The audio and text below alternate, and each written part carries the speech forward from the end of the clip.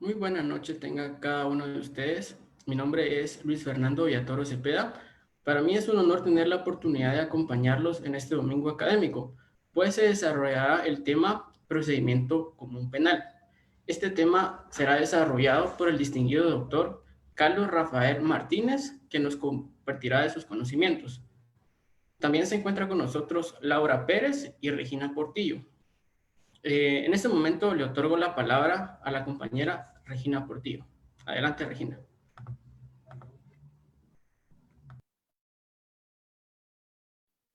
Muy buenas noches, compañeros y licenciado. Es para mí un honor compartir con ustedes y con todos los compañeros que en este momento nos están viendo.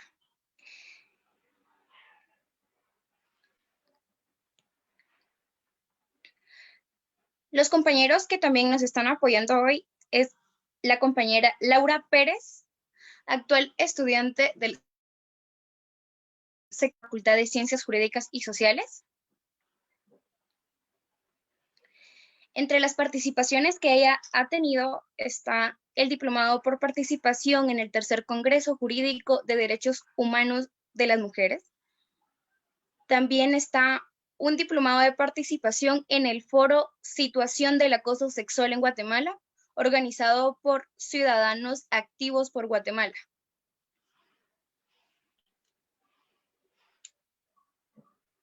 Participante de la segunda competencia de Derecho Constitucional y Derechos Humanos, coordinado por el Instituto de Justicia Nacional en Guatemala. Un diplomado y publicación del artículo pendiente en revista electrónica, al haber quedado como finalista en el concurso de ensayos jurídicos organizado por Abogados Sin Fronteras en Canadá, con tema Derecho de las Mujeres Indígenas. También un diplomado por participación en el tercer Congreso Jurídico de Derechos Humanos. Y el compañero Luis Villatoro, también estudiante del sexto semestre de nuestra querida facultad, quien cuenta con un diplomado otorgado por el voluntariado cívico electoral en el año 2019. Ha participado también en talleres de recolección, embalaje de los indicios dentro de la escena del crimen. Cuenta con un diplomado por su participación en la conferencia Teoría del Delito General, participación en conferencias virtuales de garantías constitucionales en materia penal. En este momento le cedo la palabra a mi compañero.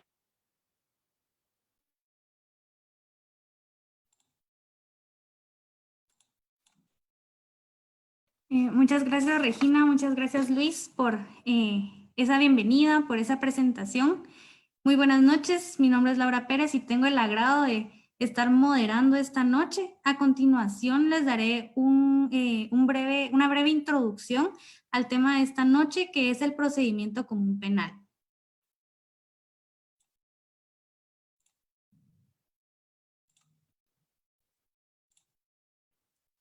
Muy bien, para iniciar me planteo una pregunta, ¿es proceso o procedimiento? El proceso y el procedimiento, aunque tienden a confundirse, no son una misma disciplina. El proceso tiene un carácter general, mientras que el procedimiento es específico y es contenido del proceso. El proceso penal es uno solo. Procedimientos pueden haber varios dentro del mismo proceso penal, atendiendo a las circunstancias de cada caso, pero incluidos, creados y determinados previamente por la ley. El procedimiento conlleva un orden determinado, una vía a seguir, un conjunto de pasos, pero puede haber varias vías, todas tendientes a conducir y cumplir con el fin del derecho procesal penal, o sea, la emisión de una sentencia condenatoria o absolutoria y su ejecución que restablezca en la manera de lo posible el orden jurídico alterado. Ahora bien, ¿qué es el procedimiento penal? El procedimiento penal lo podemos definir como ese conjunto de actos procesales determinados a realizar en ciertos casos concretos en forma sucesiva, paso a paso, con el objeto de cumplir la finalidad del derecho penal, que es sancionar para restablecer el equilibrio social afectado por la comisión de un delito o de una falta. Ahora bien, ¿qué lo caracteriza? En primer lugar, podemos decir que el procedimiento penal guatemalteco se caracteriza por ser público, por ser parte del proceso penal que también es público y por estar incluido y clasificado generalmente dentro del derecho público, por ser el Estado el único ente encargado de la persecución, investigación, aplicación y ejecución de la ley penal. Asimismo, es objetivo, ya que todo procedimiento penal está regulado por la ley y normas emanadas por el Estado, lo que reafirma también su carácter público. Otra de las características importantes es su autonomía, ya que por ser parte del derecho procesal penal, no depende de otra rama del derecho, por lo que tiene su técnica y procedimientos independientes. Ahora bien, las clases de procedimientos. El procedimiento penal guatemalteco se divide en dos. Por un lado encontramos el procedimiento común y por el otro los procedimientos especiales. Sin embargo, esta noche nos interesa enfatizar el procedimiento común, siendo este el tema de la noche. ¿Pero qué es el procedimiento común penal? Este es el que ordinariamente se utiliza para la averiguación de la verdad histórica, de un hecho o un acto antijurídico. Este es el más común, es el que generalmente se usa y es contrapuesto a los procedimientos especiales. Nuestro ordenamiento adjetivo penal regula el procedimiento común en el libro 2 y lo divide en 3 periodos o fases. Tenemos la etapa preparatoria, la etapa intermedia y la etapa del juicio. Sin más que agregar, ya que nuestro licenciado, el doctor que nos está acompañando esta noche, estará profundizando más el tema, le cedo la palabra a mi compañero Luis para que haga la correspondiente presentación de nuestro expositor. Muchas gracias. Muchas gracias, Laura. Nuestro doctor tiene una gran experiencia, ¿verdad? Cuenta con un doctorado en Derechos Humanos en la Universidad de Zaragoza, España. Está doctorando en el doctorado en Ciencias Políticas y Sociales de la Universidad de Occidente. Tiene una maestría en Derechos Humanos y Género en la Universidad Católica de Chile. También cuenta con una maestría en Ciencias Criminológicas en la Universidad de La Habana. También cuenta con una maestría en Criminología en el programa de posgrados internacionales de la Universidad de San Carlos de Guatemala y la Universidad de La Habana. También cuenta con una maestría en Antropología Social en la Universidad de Guatemala. También cuenta con una maestría en Ciencias Políticas y Sociales otorgada por la Universidad de Occidente. Es licenciado en Ciencias Jurídicas y Sociales y también cabe resaltar de que es un profesor universitario en la Facultad de Ciencias Jurídicas y Sociales, en la licenciatura en Ciencias Jurídicas y Sociales y en el técnico y la licenciatura en Investigación Criminal y Forense de la Universidad Rafael Landívar, campus de Quetzaltenango. También es entrenador en la competencia interamericana de Derechos Humanos de Eduardo Jiménez Arechaga, Asociación Costarricense en Derecho Internacional desde 2016. También es socio fundador de la Oficina de Investigación Criminal y Forense. Asociado fundador, Asociación Latinoamericana de Ciencias Jurídicas. Y bueno, tiene una gran experiencia, como les comentaba. Ahora pues me toca darle la palabra a nuestro distinguido doctor Carlos Martínez. Adelante, doctor. Muchas gracias, muy amables. Nuevamente agradeciendo el espacio para Congreso Jurídico, para ustedes jóvenes, que dicho sea de paso son bastante entusiastas y qué importante es el hecho de que no solamente ustedes, sino todas las personas que nos están viendo, pues utilicen este domingo como un domingo académico, ¿verdad? La pandemia nos vino a cambiar la vida de muchas formas, pero también creo que las cuestiones positivas que podemos sacar de la pandemia es precisamente estos espacios en los que, a pesar de que estemos lejos, estamos bastante unidos a través de la tecnología y, ¿por qué no decirlo? Jóvenes como ustedes, jóvenes entusiastas que son el futuro de Guatemala, que son el futuro precisamente de esta rama tan bella que es el derecho, pues qué bueno que estén en un domingo académico en lugar de estar en otros lugares, ¿verdad? De alguna manera, pues hay algo que se llama costo de oportunidad y a veces dejamos unas cosas por acudir a otras. Yo creo que estamos dejando de alguna manera la diversión, de alguna manera también el relajarnos por, por incentivar precisamente la academia y eso es bastante importante. Al final, no solamente ustedes que están en este congreso como organizadores, sino las personas que nos están viendo, muchas y muchos de ustedes son estudiantes de Derecho.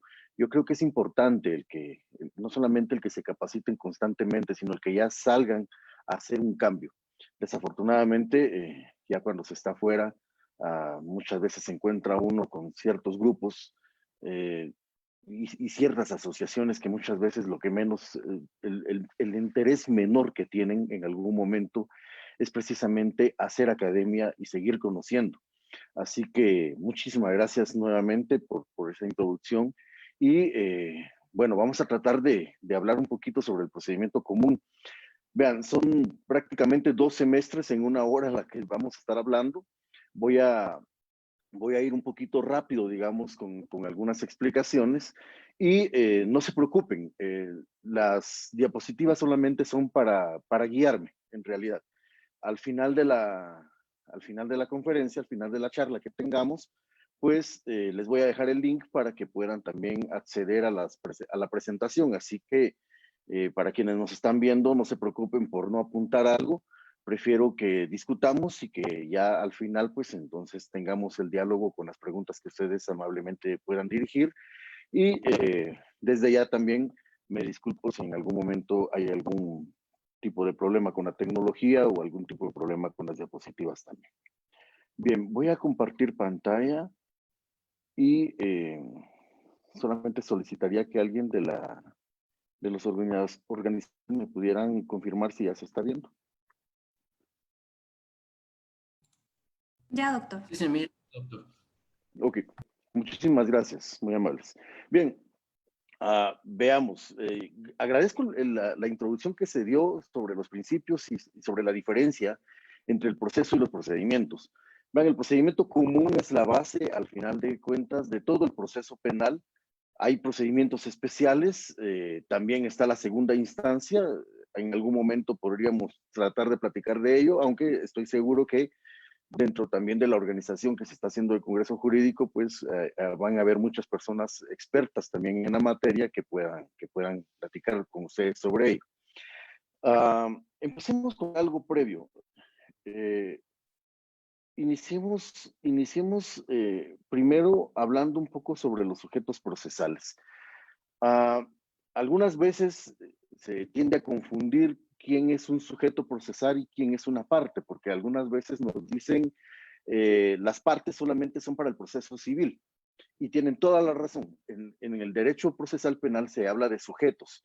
Sin embargo, cuando ustedes ven el Código Procesal, pues parece a veces ser un poco confuso cuando se habla de la parte acusadora y la parte de la defensa.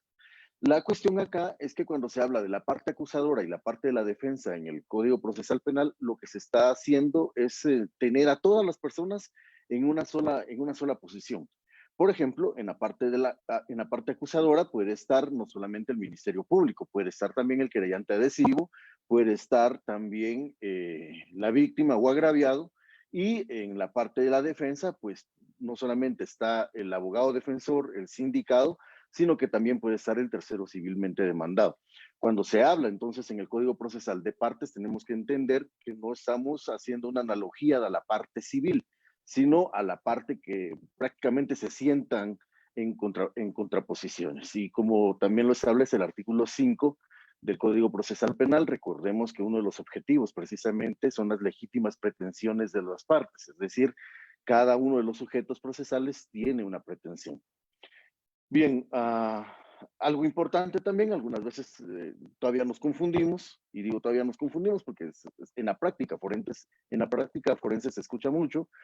Hay una diferencia entre denuncia y demanda, ¿no? También la demanda se presenta en el procedimiento civil, la denuncia, entonces ya estamos hablando de penal. Avanzando un poquito con esto, por cuestiones del tiempo, pues uno de los sujetos procesales, el principal, uno de los sujetos principales del procedimiento penal, obviamente, es el Ministerio Público. Tiene una función constitucional enmarcada precisamente en el artículo 251 de la Constitución, en el 107 del Código Procesal Penal, en el 5 de la Ley Orgánica del Ministerio Público también. Y se fundamenta en varias cuestiones. Entre todas ellas, hay dos principios básicos que permiten el funcionamiento del Ministerio Público: el principio de unidad y el principio de jerarquía. ¿A qué se refiere el último? El de jerarquía, pues obviamente la estructura del Ministerio Público empieza con la cabeza, y en el caso guatemalteco, pues ahora tenemos a una fiscal general de la República y jefa del Ministerio Público. En ese momento empieza la jerarquía hasta la última de las personas que pueda tener la posibilidad de tomar una decisión dentro del MP, ¿no? Ahora, el principio de unidad yo creo que es bastante importante que se maneje. Algunas veces, por ejemplo, si ustedes se han percatado, en audiencias llega un fiscal en una ocasión y puede llegar un fiscal en una segunda ocasión, y eso no implica que se esté violentando el debido proceso de la representación del MP. Cualquiera de los auxiliares fiscales, cualquiera de los agentes fiscales puede representar perfectamente al Ministerio Público en una audiencia. Obviamente también tenemos que recordar que el Ministerio Público tiene el monopolio de la investigación. Eso no implica que una persona desde la parte de la defensa no pueda aportar también medios de investigación, pero los tiene que incorporar a través del Ministerio Público. Y la actuación procesal, obviamente también debemos de recordar que no solamente está en la ley del organismo, en la ley orgánica del Ministerio Público, sino que también se relaciona en el artículo 108 del Código Procesal Penal, cuando se habla de la acción objetiva que tiene que tener el MP. Uno de los auxiliares, obviamente, en la labor de investigación del Ministerio Público y en ese ejercicio de la acción penal, es la Policía Nacional Civil. No solamente sirve o funge como auxiliar del Ministerio Público, sino en muchas de las ocasiones también tiene la labor de apoyo a la víctima. Y generalmente, cuando sucede un delito, recordemos que también la policía es la primera en llegar. No llega muchas veces muy rápido, pero eso es otra cuestión, ¿no? Muy bien. La víctima o el agraviado. Vean, antes de la reforma del artículo 117, la posición de la víctima dentro del procedimiento penal pues no era muy activa. Hoy por hoy ya tenemos una reforma al artículo 117, también lo contempla la ley orgánica del Instituto para la Asistencia y Atención a la Víctima, que es a través de ella que se reforma, y esta ley precisamente permite lo que se conoce como principio, como pacta sunt servanda, las obligaciones de garantía del Estado, las obligaciones generales. La definición de víctima que se tiene en el artículo 117 del Código Procesal Penal es exactamente o casi análogamente la definición de víctima que contiene la Declaración sobre los Principios Fundamentales de Justicia para Víctimas de Delitos y Abusos de Poder de Naciones Unidas de 1985. Algo curioso, en realidad, es que el legislador, sabiendo las funciones del legislador y sabiendo la realidad guatemalteca, pues le quita esa parte de abuso de poder a la definición de víctima y solamente nos deja a la víctima directa y a la ampliación de víctimas también, de características de la víctima y personas que pueden figurar como víctimas, pero en relación al delito. En relación al abuso de poder, pues como que se cuidaron un poquito los legisladores, sabiendo obviamente que siendo funcionarios públicos en algún momento también se puede abusar del poder que ellos tienen. Bueno, y obviamente la víctima merece también un tratamiento especial. La ley orgánica del Ministerio Público es bastante clara cuando se habla sobre el respeto a la víctima. Diferencia entre víctima y agraviado y querellante adhesivo, pues recordemos que el querellante adhesivo es la persona que ya figura como tal dentro del procedimiento penal. Para esto se debe de hacer el requerimiento directamente al juzgado de primera instancia penal que controle el proceso. Estamos hablando en este momento del procedimiento común. En algún momento tendría que ser al juzgado de paz penal o al juzgado de mayor riesgo, dependiendo de la competencia de los juzgados, obviamente. El querellante adhesivo puede ser una persona individual o una persona jurídica. Esa solicitud obviamente se hace directamente ante el juzgador. Su finalidad, y ojo con esta parte, la finalidad del querellante adhesivo es coadyuvar a la investigación y solicitar conjunta o separadamente con el Ministerio Público de forma activa dentro del proceso. Digo esto con todo respeto porque muchas veces lo que hace el abogado director del querellante adhesivo es adherirse a todo lo que hace el Ministerio Público. Yo creo que también tenemos una corresponsabilidad en nuestra función como abogados directores de la víctima, como abogados directores de los querellantes, cuando lo que nos manda precisamente el artículo 315 del Código Procesal Penal es la posibilidad de solicitar diligenciamiento de algunas pruebas o de medios de investigación directamente a la Fiscalía. Desafortunadamente, no muchas veces es así. Incluso, bueno, yo recuerdo una de las últimas audiencias que tuve, una entidad estatal viene y en el ofrecimiento de prueba presenta una página donde dice nos adherimos a todos los órganos de prueba que está presentando el Ministerio Público. Eso es ser irresponsable. Por eso les digo, tiene que ser de forma activa. La calidad de abogado del querellante también es importante en cuanto al léxico. Muchas veces los abogados directores en las audiencias hablan sobre ser abogado defensor de la víctima. El abogado defensor es solamente del sindicado, solamente del imputado, del procesado, dependiendo de la etapa procesal. Es un error común, pero que en todo caso no cambia el procedimiento, pero sí es necesario que se tenga la certeza de qué tipo de función es la que se está haciendo. Algo importante también es recordar algo. El abogado es director del querellante. Quien se supone que debe de participar activamente en el proceso es el querellante adhesivo.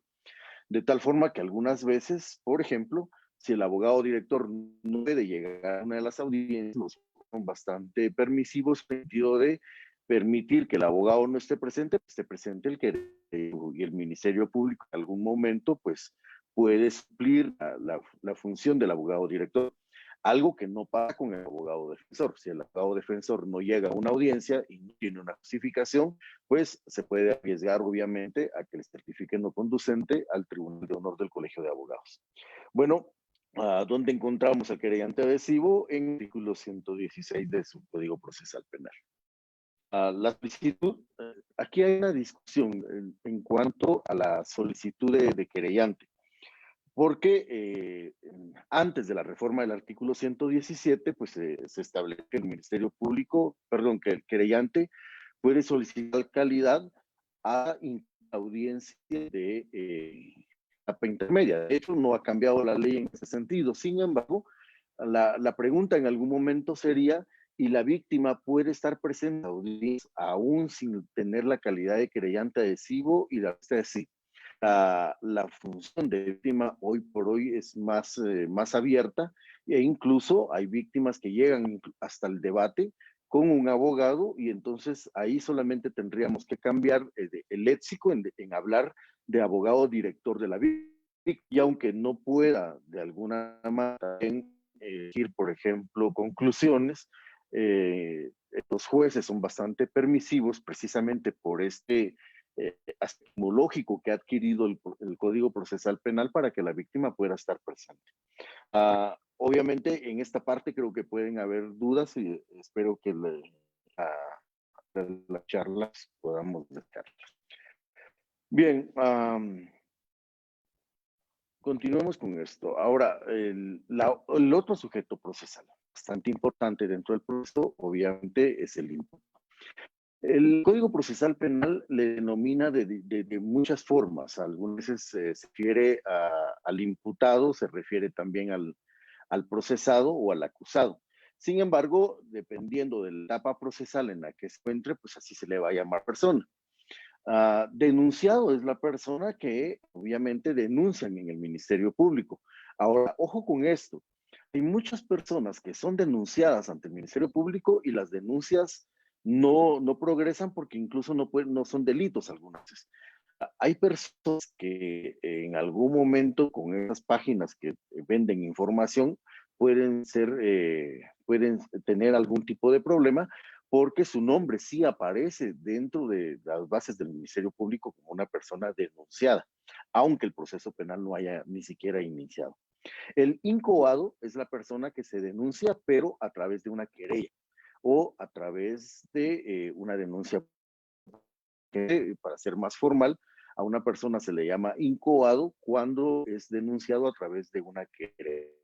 Recordemos que hay tres tipos de querellas: la querella por delitos de acción privada, la querella que se presenta ante el juzgado de paz penal y la querella que se presenta ante el juzgado de primera instancia penal, que lo único que hace es denunciar de una forma más formal, valga la redundancia, y el juez lo que tiene que hacer posteriormente a la calificación de la querella, pues es dirigirla al Ministerio Público. Todas las denuncias, al final de cuentas, llegan al MP. El imputado se establece a partir de ya cuando ya se está haciendo una investigación en contra de la persona. Aprendido sería la persona que aprenden de forma flagrante cuando está cometiendo un delito. Sindicado se le puede llamar a la persona hasta la etapa, hasta la primera declaración. En el momento que la persona es ligada a proceso, a partir de lo que establece el artículo 320 del Código Procesal Penal, en ese momento ya podemos hablar de procesado. Luego, cuando ya estamos en la etapa intermedia y el Ministerio Público ha presentado su acto conclusivo, se considera a la persona como acusada de un delito desde la etapa intermedia hasta incluso el debate. Enjuiciado, en algún momento, pues no se utiliza mucho esto, tendría que ser la persona que ha llegado a un juicio oral y público. Generalmente se suple por acusado. Condenado cuando obviamente, y ejecutado reo cuando ya está dando prisión en alguna de las granjas penales del país. Me voy a ir un poquito, voy a saltar un poquito estas partes. Obviamente el abogado la defensa ejerce de dos maneras.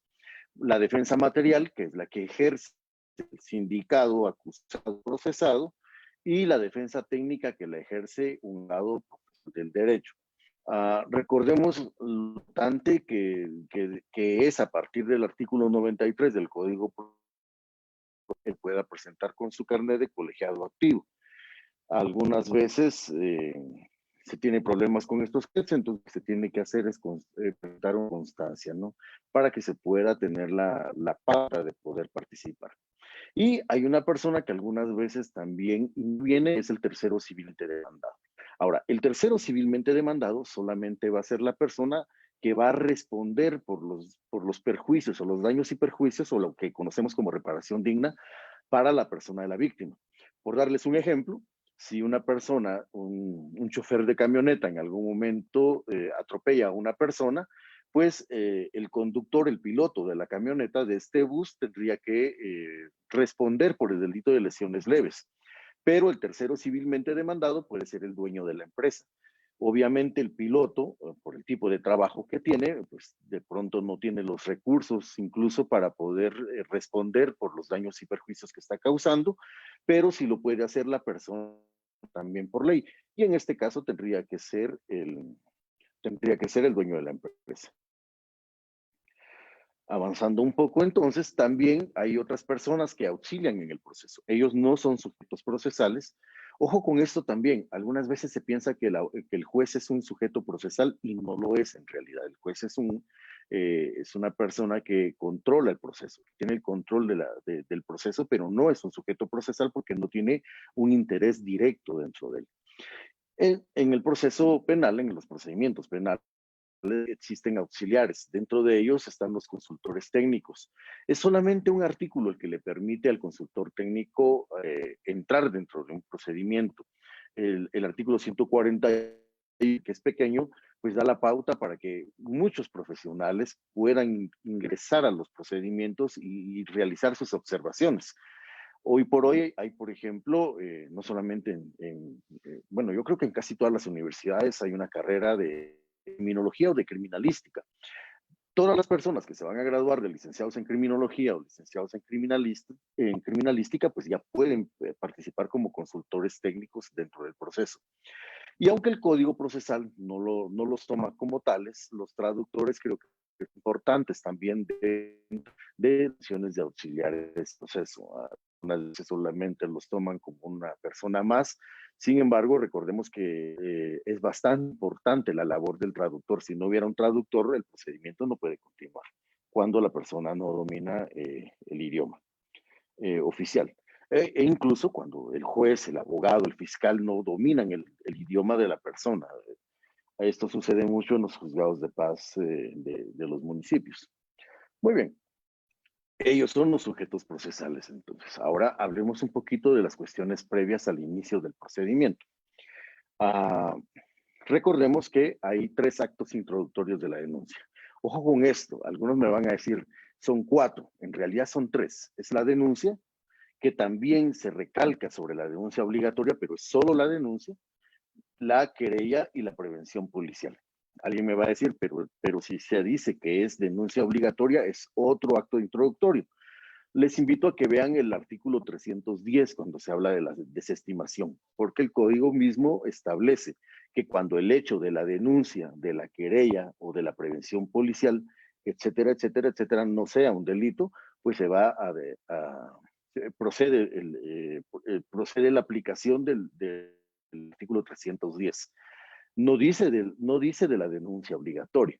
Yo creo que el legislador, al final de cuentas, cuando integró la denuncia obligatoria en el Código Procesal Penal, lo hace como un llamamiento de responsabilidad de funcionarios y empleados públicos que tienen, digamos que una doble carga de responsabilidad en el denunciar los hechos activos que fueran de su conocimiento.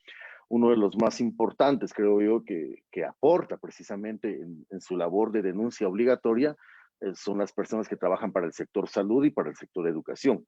Desafortunadamente, algunas veces el personal médico pues no se quiere hacer muy responsable de presentar la denuncia por no tener problemas y el personal educativo también. Por eso mismo es que se llama la atención a esto, pero solamente son 3 actos introductorios, por favor. Ahora, cualquiera que sea el acto introductorio, ya sea la denuncia, la prevención policial o la querella ante el juzgado de primera instancia, todos estos actos introductorios tienen que terminar necesariamente en la mesa de un fiscal.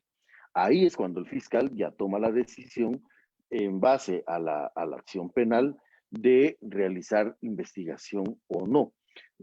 Algunas veces, por ejemplo, si la persona que está siendo denunciada goza de derecho ante juicio, pues la obligación del Ministerio Público es inhibirse en ese mismo momento y trasladar el expediente a la Corte Suprema de Justicia para que se pueda aplicar el procedimiento establecido en la ley de antejuicio. Si el hecho criminal no constituye delito, pues obviamente no va a continuar con la investigación. Si el delito es de acción privada, tiene que, ojo con esto también, orientar a la víctima. Muchas veces simplemente les dicen, mire, no se presenta el delito acá, o aquí no es el lugar para presentar la denuncia, o no le voy a tomar la denuncia porque es un delito de acción privada y vaya con un abogado. Yo creo que es importante también el orientar a las personas para saber cuáles son los procedimientos. Y algo importante, yo nunca lo he visto, pero la misma ley lo establece. Si la persona está denunciando un delito de acción privada y no tiene los medios para poder pagar un abogado, pues el Ministerio Público puede patrocinar precisamente el hecho de la querella y ejercer la acción penal juntamente con la persona querellante, en este caso exclusiva dentro de los delitos de acción privada. Pero continuemos con el procedimiento común.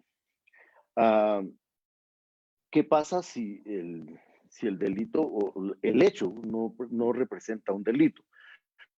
Ya el artículo 310 del Código Procesal Penal es bastante claro en puede hacer el fiscal. No solamente es tomar la denuncia y archivarla, tiene que hacer una pequeña razón y un pequeño considerando de por qué está desestimando la denuncia, y el efecto de la desestimación entonces sí va a ser archivarla. Sin embargo, hay 2 responsabilidades. Primero, lo tiene que hacer dentro de los 20 días. Si no lo hace dentro de los primeros 20 días, tendría que haber responsabilidad para con el fiscal. Normalmente, lo que algunas personas es tomar el artículo 310, algunos fiscales toman el artículo 310 y presentan todo listado al juzgado solicitando la desestimación de varias denuncias. Lo único que se les olvida es que el artículo es bastante claro en cuanto a que se manifiesta la obligación de individualizar a la persona.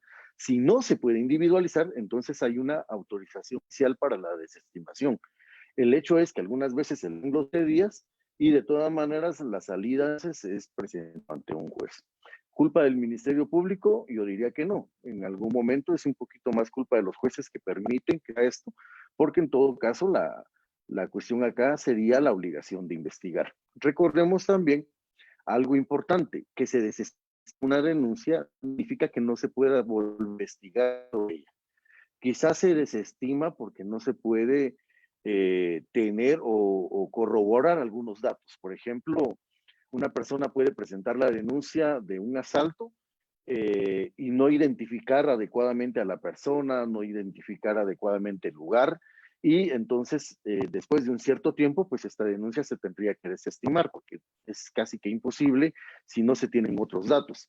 Sin embargo, si en un futuro la persona que ha sido víctima del delito ve, por ejemplo, a su nuevo vecino y resulta que es la persona que lo asaltó, pues puede llegar al Ministerio Público y solicitar nuevamente que se reabra la investigación para que se continúe.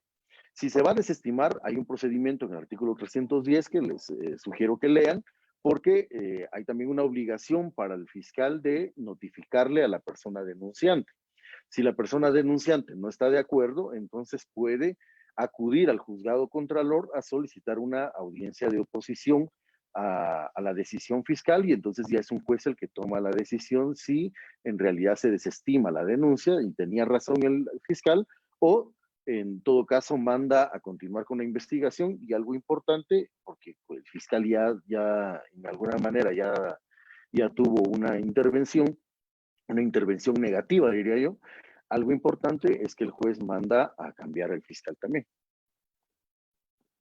Y en todo caso, ser otro fiscal, otro auxiliar fiscal el que continúe con las investigaciones. Muy bien.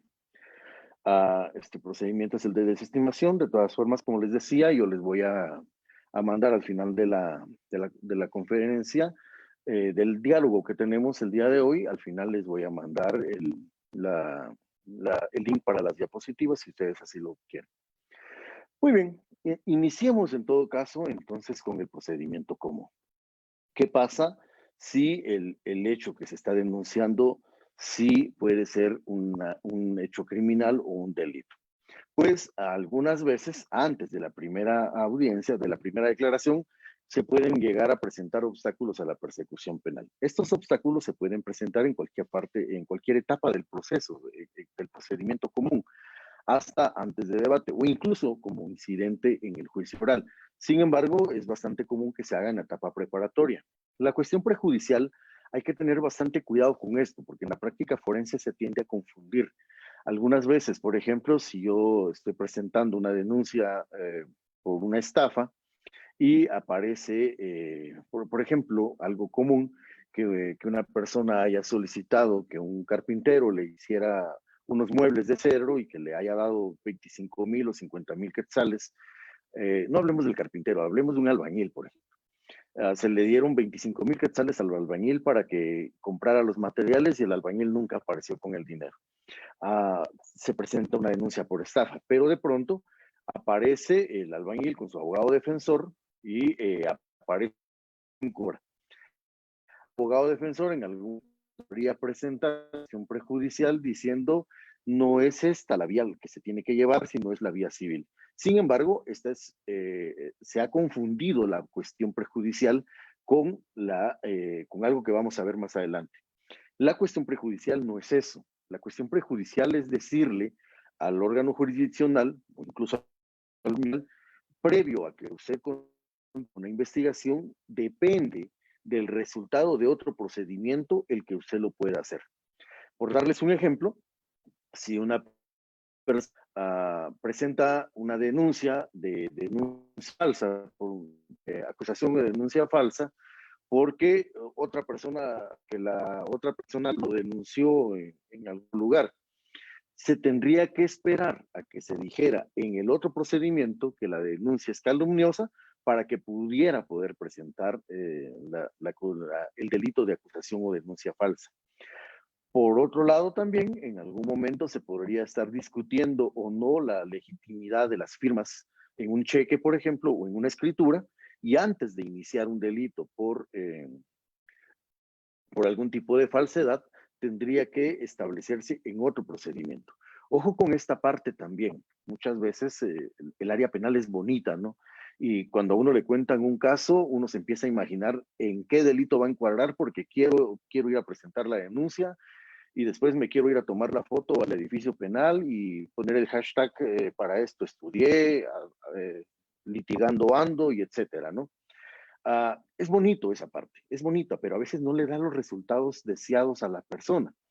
Si a ustedes les presentan un caso de estafa mediante cheque, porque el cheque no tiene provisión de fondos, yo creo que hay que ser responsable con la persona de decirle, mire, ¿qué es lo que usted quiere? Porque si presentamos la denuncia por estafa o por caso especial de estafa o por estafa mediante cheque, usted lo que va a obtener de alguna manera es venganza en contra del señor, porque se le va a llevar un procedimiento penal, o lo que quiere es el dinero, porque si lo que quiere es el dinero, hay, en el caso del cheque, por ejemplo, hay una acción cambiaria que se puede realizar, se pueden embargar cuentas, se puede hacer anotación de embargos, se puede pedir el arraigo de la persona y muchas otras cuestiones que de repente le duelan un poquito más y le obligue a hacer el pago del dinero defraudado. Tenemos que escoger qué hacer, ¿no? La cuestión prejudicial, en todo caso, recordemos algo, depende de otro procedimiento. En otro procedimiento la persona puede ser denunciada. Por ejemplo, si yo voy a denunciar a una persona porque llegó de testigo a un debate y obviamente yo conozco que está diciendo mentiras, entonces no puedo llegar al Ministerio Público a denunciarlo por perjurio. Tengo que esperar que en el debate el tribunal establezca la falta de veracidad de lo que se está denunciando e incluso solicitar que se certifique lo conducente para poder iniciar un procedimiento penal. Esa es la finalidad de la prejudicialidad, de la cuestión prejudicial, que no debe confundirse con lo que vamos a ver en un momento. Bueno, el antejuicio creo que es de conocimiento de todos. El antejuicio, al final de cuentas, es una prerrogativa constitucional para algunos funcionarios públicos. Desafortunadamente, como que no llega a tener realmente el objetivo.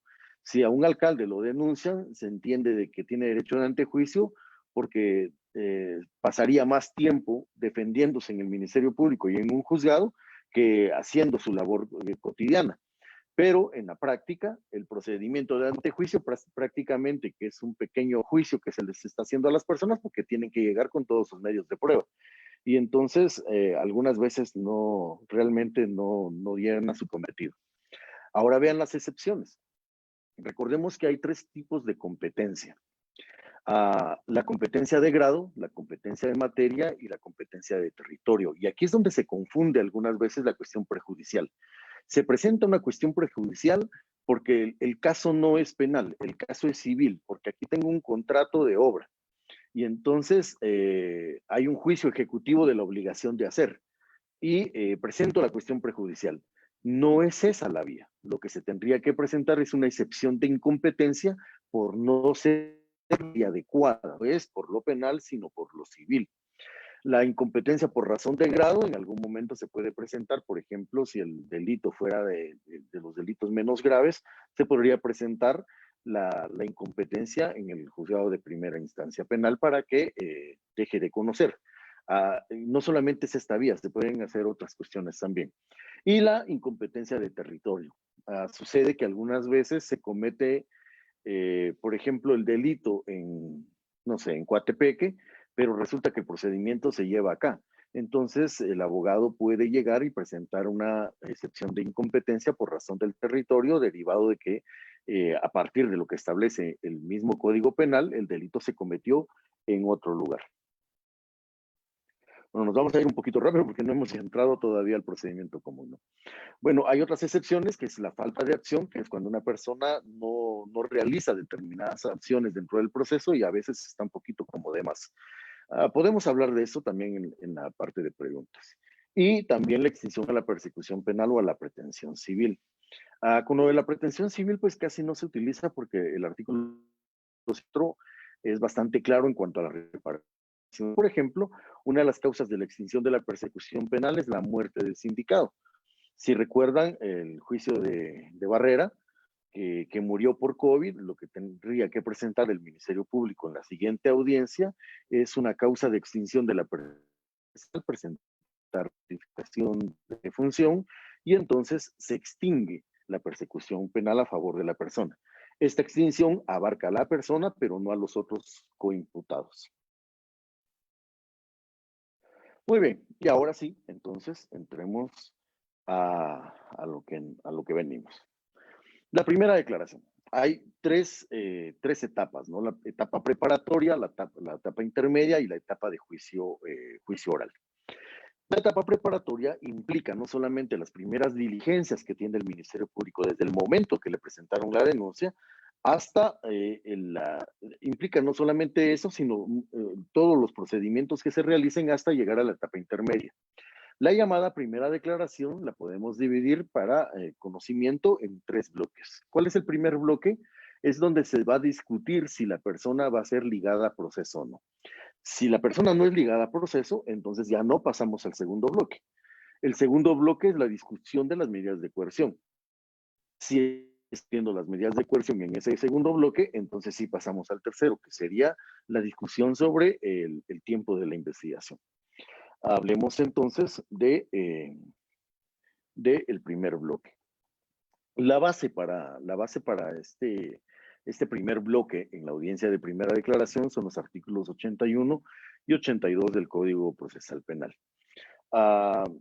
¿Quiénes tienen que estar necesariamente en esta audiencia?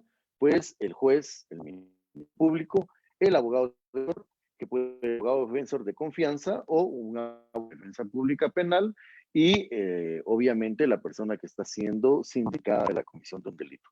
¿Tiene que estar la víctima o no? No es necesario, pero si ya está una víctima dentro del proceso, lo ideal es que se comunique no solamente el fiscal del Ministerio Público con ella para decirle que va a haber una primera declaración, sino también en algún momento el personal auxiliar del juzgado, del órgano jurisdiccional, derivado de la importancia que se tiene en cuanto a que la víctima tiene derecho de hacerse pronunciar dentro de la audiencia.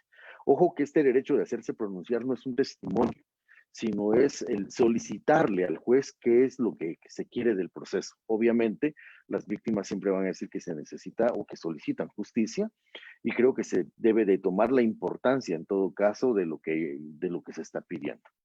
Y bueno, si hubiere conflicto de intereses, por ejemplo, que estuviéramos en un caso de maltrato contra personas menores de edad y el niño, el adolescente que fue maltratado no tiene otra persona con quien vivir o que lo represente y quien está siendo procesado o queriéndose procesar es el papá o la mamá o ambos, entonces la Procuraduría General de la Nación puede representar sus intereses.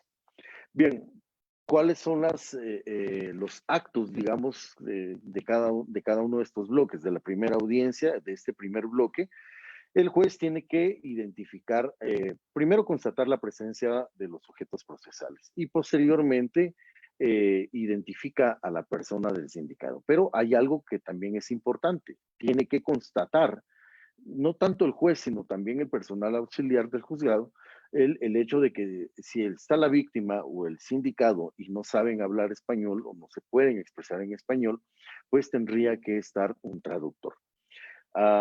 ¿Qué pasa si las dos partes, si los dos sujetos procesales, tanto víctima como sindicado, no saben hablar español y solamente hablan un mismo idioma? Entonces no hay ningún problema con que el traductor pueda traducirles a ambos. Si son idiomas diferentes, tendría que tener un traductor cada una de las personas. Recordemos la importancia, en todo caso, del principio procesal de igualdad. Una de las preguntas que surgen en el procedimiento es ¿cuándo se va a adherir la persona? Es decir, el querellante decide cuándo se va a adherir. Depende. Yo creo que lo importante acá es preguntarle al asistente de audiencias qué es lo que prefiere el juez hacer. Algunas veces, por ejemplo, acá en Quetzaltenango, Algunos jueces, cuando constatan la presencia de los sujetos procesales, manifiestan algo como: veo que en la audiencia también está presente una señora cuyo nombre es tal, porque aquí tengo su DPI, acompañada de un abogado. ¿Tienen ustedes algo que decir? Y entonces ese es el momento en el que el abogado tendría que solicitar que se tenga a su patrocinada como querellante adhesiva y a él como abogado director, y también de la misma manera que el defensor, pues señala lugar para recibir citaciones, notificaciones o emplazamientos. En algunos casos no es así y se hace la observación hasta después que el Ministerio Público solicita se ligue a proceso a la persona. Se le cede la palabra a la persona de la víctima y entonces en ese momento es cuando se adhiere la persona al proceso.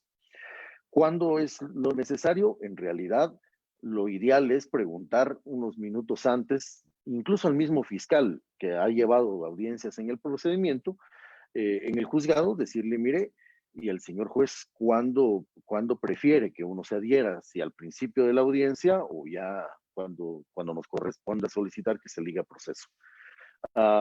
¿Cuál es la forma correcta? Yo creo que desde el principio el abogado tendría que solicitar, previo a que se realice la audiencia, levantar la mano y solicitar una petición, manifestar que tiene una petición previa al inicio de la audiencia, y entonces el juez, al conocerla, corre audiencia a las partes, a los sujetos procesales, para que se pronuncien sobre si aceptan o no, o si están de acuerdo o no con que la persona figure como querellante adhesivo. Consejo para quienes ejercemos la defensa: ¿para qué nos oponemos si de todas maneras les van a decir que sí, verdad? Si la víctima es la víctima directa, no hay ninguna razón por la cual uno se tenga que oponer. Claro, hay audiencias donde, sobre todo asociaciones, entre comillas, de derechos humanos se quieren adherir, entonces también habría la posibilidad de una discusión.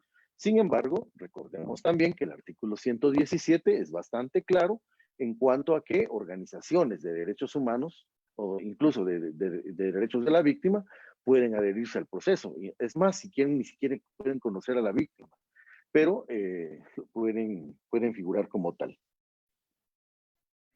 Muy bien. Vean, lo siguiente es preguntar, identificar a la persona. Ahora, ¿por qué preguntar? El juez viene y le pregunta al sindicado: nombre completo, edad, estado civil, profesión, oficio, nacionalidad, lugar de nacimiento, domicilio, lugar de residencia, etcétera, etcétera, etcétera. Es bastante importante que el abogado defensor hable previamente con su cliente, porque ahí el sindicado, el imputado tiene que ser lo más correcto o lo más sincero posible para poder decirlo. Mire, ¿cuántos hijos tiene? Que no le dé vergüenza decir que tiene 10 hijos y que solamente 2 tienen el matrimonio. ¿Dónde vive? Que sea bastante claro en decir dónde vive. Algunas veces el sindicado dice, por ejemplo: mi residencia se ubica en la, no sé, Quinta Calle 8-25 de cualquier zona. Pero en el momento de la discusión de medidas sustitutivas aparece un recibo de luz donde no es la Quinta Calle, sino la Tercera Calle. Y entonces solamente por eso la persona se puede quedar en prisión preventiva. Importante entonces que el sindicado sepa su dirección, que hable con el abogado defensor antes y que el abogado defensor le diga: si usted tiene 20 hijos, diga que tiene 20. Si usted gana 3,000 quetzales, diga que gana 3,000 quetzales.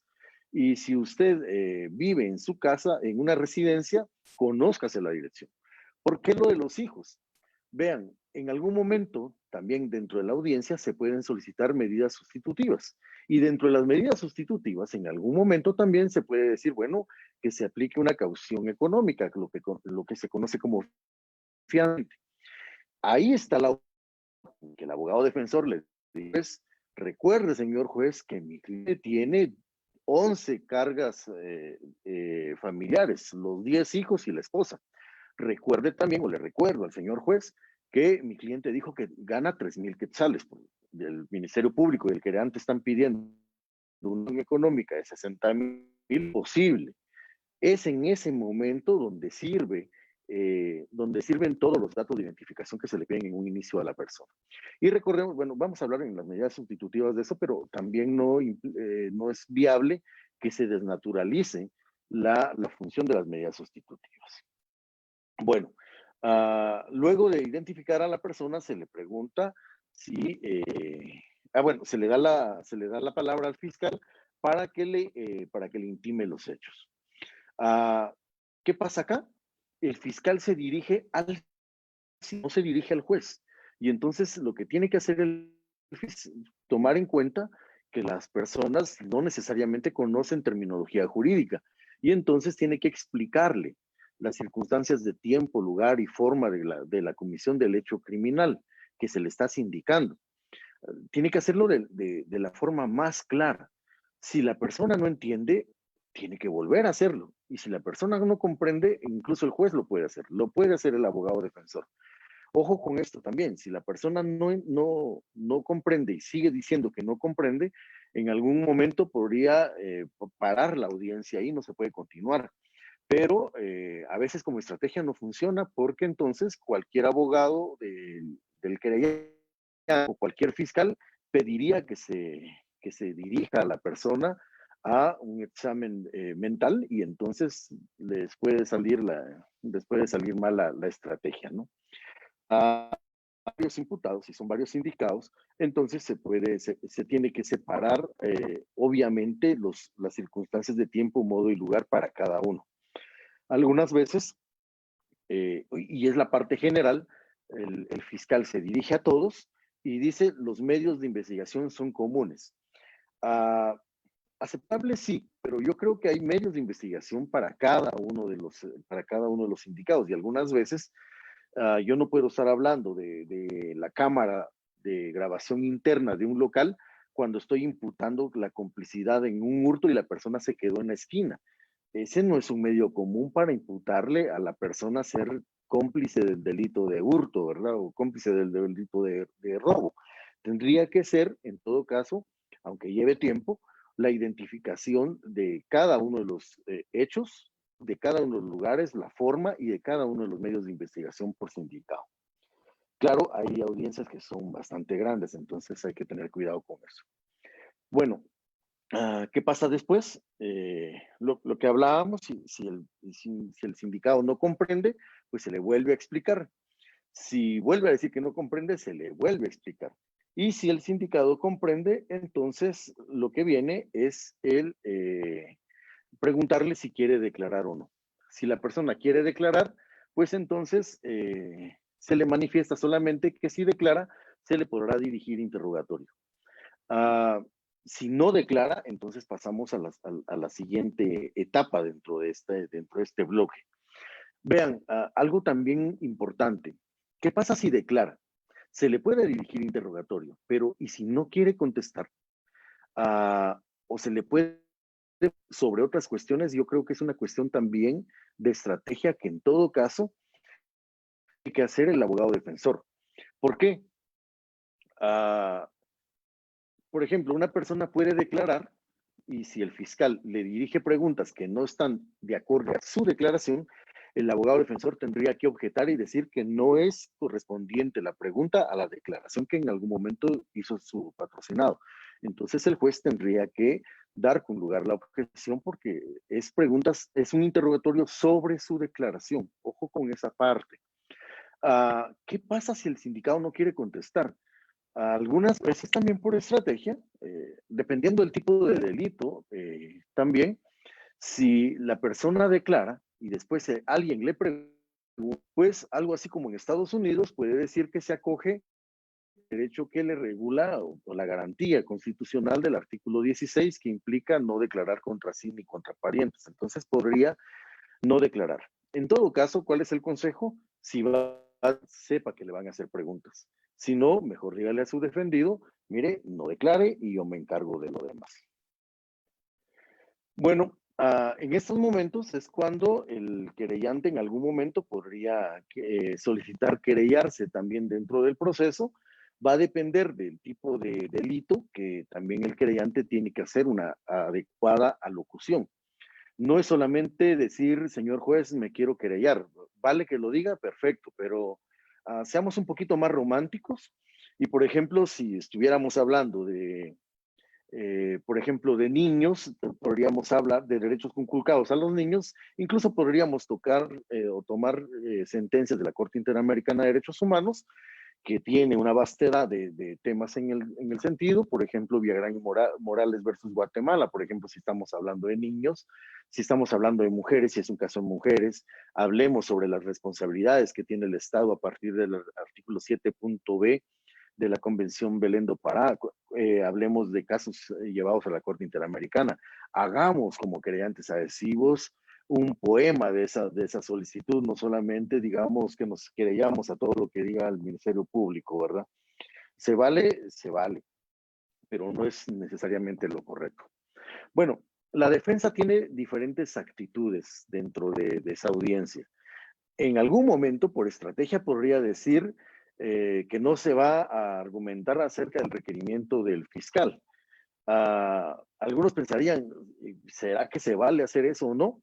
Les cuento una experiencia en un caso donde yo estaba como creyente adhesivo. Habían más o menos como 60 hallazgos en el cuerpo de una persona. Era una denuncia por violencia contra la mujer en su manifestación física. Afortunadamente no, para el sindicado no era femicidio en grado de tentativa, por lo menos no en ese momento. ¿Qué va a argumentar uno, incluso si fue aprehendido de forma flagrante? Yo tuve una lección con eso. El abogado viene y le dice al juez, señor juez, algo parafraseando lo que dijo el abogado, señor juez, este delito es deleznable. No puedo ni siquiera tener palabras para poder en estos momentos argumentar sobre el requerimiento fiscal, pero lo voy a hacer en su momento procesal en cuanto a las medidas sustitutivas. Yo creo que esa actitud objetiva de parte de la defensa le valió el tener medidas sustitutivas a su cliente. Así que todo depende del caso, ¿no? ¿Qué otra cosa puede hacer? Puede establecer desde un principio la teoría del delito y decir, mire, sí, en efecto, una acción típica, antijurídica, pero hay causas de justificación, hay causas de inculpabilidad, hay causas de inimputabilidad. Entonces uno puede manifestarse acerca de eso también. Por otra parte, también puede establecer que, en efecto, puede ser un hecho que necesita investigación, pero la calificación jurídica del delito que está realizando el Ministerio Público no se adecúa en cuanto a los hechos que se le imputan a la persona, y entonces puede ser un delito menos grave. No sé, por ejemplo, estamos hablando de una violación en grado de tentativa o estamos hablando de una violación cuando de pronto podemos ajustar los elementos a la agresión sexual. Podemos estar hablando de lesiones graves cuando de pronto se ajusta a lesiones leves. Y puede hablar incluso sobre pedirle al juez que se inhiba por no considerar que sea un delito, sino que tal vez es una falta contra las personas, es una falta contra la propiedad. Puede ser el argumento, en todo caso, que la defensa vaya a realizar, tiene que ser en relación a la estrategia de defensa en base a lo que le están presentando. Bueno, esta diapositiva básicamente dice lo mismo que les estoy diciendo en este momento. Hay que adecuar en todo caso los hechos. No necesariamente uno tiene que estar pidiendo falta de mérito por todo. Lo menos peor en algún momento puede ser efectos. No fue un homicidio preterintencional, no es asesinato, es homicidio, no es violencia contra la mujer, no hay una relación de poder, es una falta contra las personas, cuestiones como esa. En audiencia de primera declaración no hay derecho de réplica. Sin embargo, lo permiten, entonces solamente se tiene que recordar las reglas de réplica y dúplica. La réplica está a cargo del Ministerio Público adhesivo y es una contraargumentación a los argumentos del abogado defensor. Y la dúplica es una contraargumentación a la réplica que se realizó. No son nuevas argumentaciones. Yo creo que por eso es que los jueces no lo permiten, porque algunos sujetos procesales pueden estar de más. En ese momento también se le da la palabra a la víctima y la víctima manifiesta su deseo de continuar con el proceso, manifiesta su deseo que se haga justicia, manifiesta su deseo de la protección judicial que se necesita y cualquier otra cosa. Recuerden, no es una nueva declaración. Y luego viene el juez y resuelve. ¿Qué puede resolver? primer bloque, una falta de mérito, que recordemos que no cierra el proceso necesario, la pauta al Ministerio Público de seguir investigando. Ojo con esta parte también. Si el juez resuelve una falta de mérito, si yo soy creyente adhesivo, le tendría que decir al fiscal, mire, le sugiero que no apele, porque si va a apelar, vamos a perder más tiempo. Si va a apelar, incluso pueden haber amparos, puede haber cualquier cosa, recusaciones. Mejor adecuemos y mejoremos la investigación. Ya nos dieron falta de mérito, pero eso no lo cierra irrevocablemente. Mejoremos la investigación, traigamos más elementos de investigación y entonces vengamos con una investigación más sustentable. Algunas veces se apela y pasa 1 año y medio, 2 años y el interés de la víctima se queda por un lado.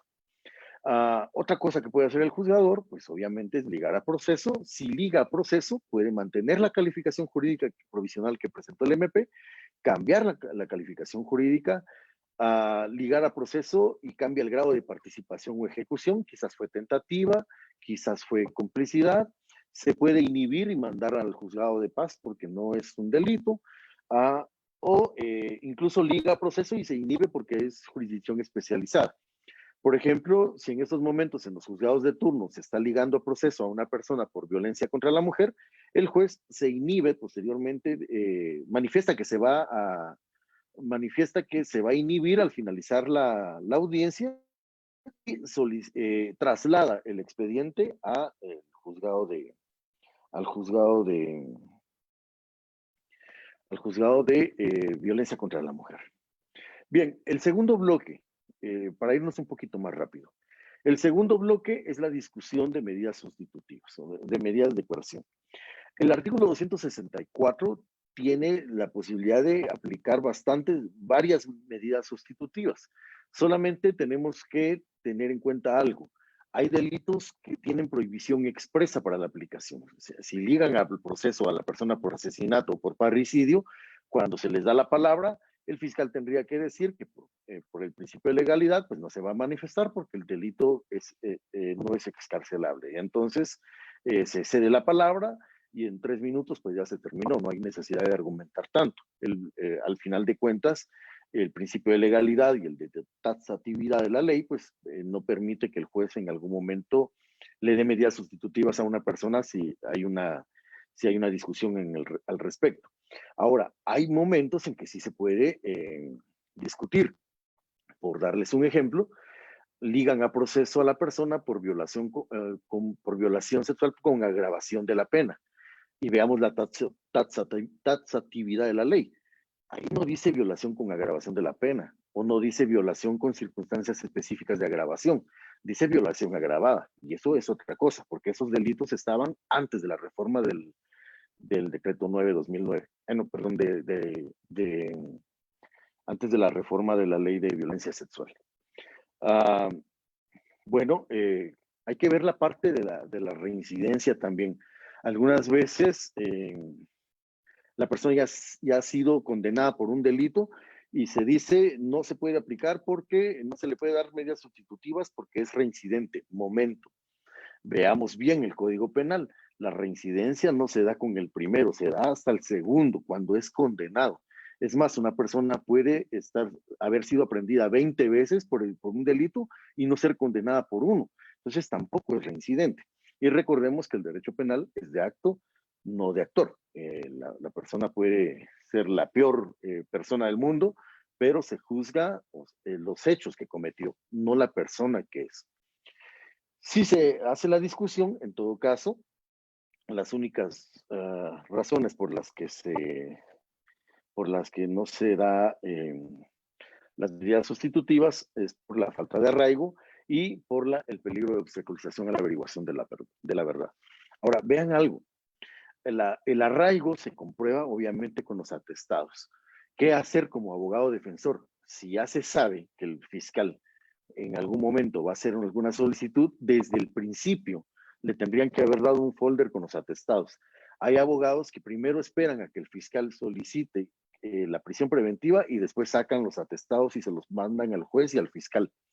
¿Para qué hacer eso? Se arriesgan porque entonces el juez ya tiene dentro de su psiquis una solicitud que realizó el fiscal porque no conocía que la persona trabajaba en tal lugar, ¿verdad? O no conocía que la persona es conocida en su comunidad.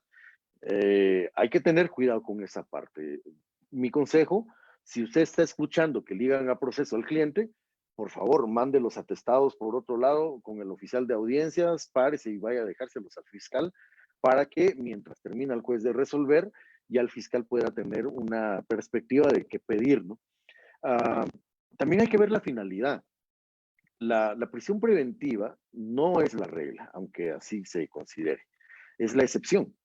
Y el artículo 259 es bastante claro con respecto a esto. ¿Qué es lo que se tiene que hacer? Asegurar que se va a pedir por algo real. Si hay peligro de fuga, si hay falta, no se puede comprobar el arraigo, entonces es porque no se puede asegurar la presencia del sindicado, del procesado. Pero si hay peligro de pérdida de la prueba, entonces se pide peligro de obstaculización a la averiguación de la verdad. Ojo con esto también, no solamente es un razonamiento, o no solamente es que él puede influir en testigos para que se comporten de forma desleal o reticente. Qué bonita imaginación la del fiscal, pero compruébeme pues que hay amenazas, que hay otras cosas, porque si no, solamente es una simple argumentación. No lo digo yo, lo dijo Sebastián Solar y lo dijo también Zaffaroni, lo han dicho grandes del derecho penal. Así que hay que comprobarlo. Y la defensa tiene que estar, digamos que, anuente a hacer una argumentación, vertir una argumentación precisamente en contra de esto. E incluso hay un caso interesante ahora, es el caso Aguas Tiwi de la Corte Interamericana, donde se establece que no se puede poner en peligro la salud de las personas arriesgándolas a estar en prisión preventiva. Y para tiempos de COVID, pues es una resolución de la Corte Interamericana que les puede servir de bastante. Bueno, y el tercer bloque, así muy rápido, es el plazo de investigación. Hay dos plazos de investigación, el consensuado y el legal. El consensuado, los sujetos procesales se ponen de acuerdo. Si estamos hablando, no sé, de un delito en el que fue detenido de forma flagrante y en el que sabe uno que va a estar su defendido en prisión preventiva, en un mes se puede poner perfectamente de acuerdo usted con un fiscal para poder aplicar una medida desjudicializadora, por ejemplo. Entonces, ¿para qué está pidiendo 3 meses de investigación? Si estamos ante un caso en el que se necesita incorporar medios de investigación, no vaya a pedir un mes tampoco, pida el plazo legal. Los plazos legales son de 3 meses y 6. Recordemos que 3 meses si la persona está en prisión preventiva, 6 meses si tiene medidas sustitutivas, y el plazo consensuado, pues ya se ponen de acuerdo con los sujetos procesales. Ojo con esto, ¿por qué las personas pasan más tiempo en prisión? Es que estamos hablando de plazo de investigación. En esos 3 meses o en esos 6 meses, usted tiene la oportunidad de incorporar medios de investigación en el proceso. Luego de eso, ya se le va a hacer un poquito difícil. Muy bien. ¿Qué podría pasar después de esta audiencia? Aquí terminamos el tercer bloque. ¿Qué puede pasar entre esa audiencia de primera declaración y la audiencia de etapa intermedia? Pues podría solicitarse la revisión de medidas de coerción personal. Puede solicitarse que se cambien las medidas, que se reformen las medidas o que se sustituyan. ¿Cómo que se cambien? Si yo estoy firmando una vez cada 8 días y ya llevo 5 meses de investigación, pues le puedo decir al juez, mire, justificando, por supuesto, tengo un trabajo que me implica el tener que trasladarme a la ciudad capital. Entonces solicito que, en base a los atestados, al contrato de trabajo, etcétera, etcétera, que se reformen las medidas y se cambie, por ejemplo, el arresto domiciliario en su propio domicilio por una caución económica, o que se cambie el firmar cada 8 días por firmar una vez al mes. Ahí está la discusión en algún momento. Y generalmente la revisión a pedido de imputado es cuando hay prisión preventiva. Ojo con esto, tienen que variar las circunstancias primitivas que originaron la prisión preventiva. No puedo venir y decir, fíjese que estamos en tiempos de COVID y entonces solicito medida sustitutiva para mi cliente. Veamos las circunstancias primitivas. ¿Por qué fue que le negaron la prisión preventiva? Porque cuando lo ligaron a proceso no le dijeron, no le dijeron, lo voy a mandar a prisión preventiva porque no hay pandemia. Si este fuera el caso, pues entonces ya puedo decir, mire, sí hay pandemia, pero a pesar de que es un hecho notorio, pues por lo menos tengo que llevar un atestado, ¿no? Otra cosa que puede suceder también es la reforma al auto de procesamiento. Vean qué importante es esto.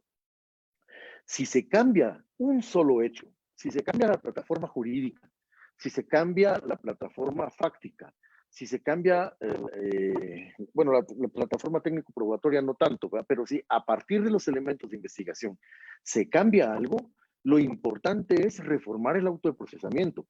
Si la víctima dijo, fíjese que el asalto fue el día domingo 15 de enero a las 7 de la noche, y resulta que no fue domingo, sino fue lunes, por ejemplo, fue martes, entonces se tiene que cambiar. Pero si se reforma algo de la plataforma fáctica, se tiene que solicitar la reforma al auto de procesamiento para cambiar solamente esa parte.